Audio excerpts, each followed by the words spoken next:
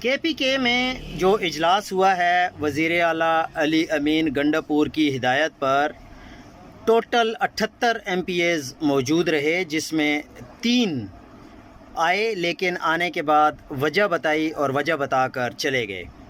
8 بیرون ملک موجود ہیں۔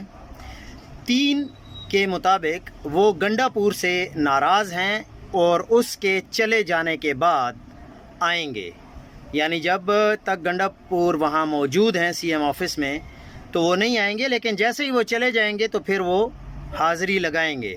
پی ٹی آئی کے کل ایم پی ایز کی تعداد 92 ہے، جبکہ وزیر اعلیٰ کے لیے 73 ووٹ درکار ہیں۔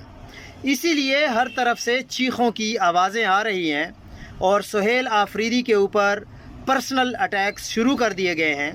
کبھی اس کو 13 ارب روپے کی کرپشن کا ذمہ دار ٹھہرایا جا رہا ہے، حالانکہ اس وقت وہ وزیر اعلیٰ تو کیا، وہ ایم پی اے تو کیا، وہ ایک ادنا سا ورکر تھا اور پچھلی حکومت میں اس کا کوئی لین دین بھی نہیں تھا۔ اور کبھی اس پر مائنز کا الزام لگایا جا رہا ہے، کبھی اس کے اوپر یہ جو چرس وغیرہ بیچتے ہیں اس کا الزام لگایا جا رہا ہے۔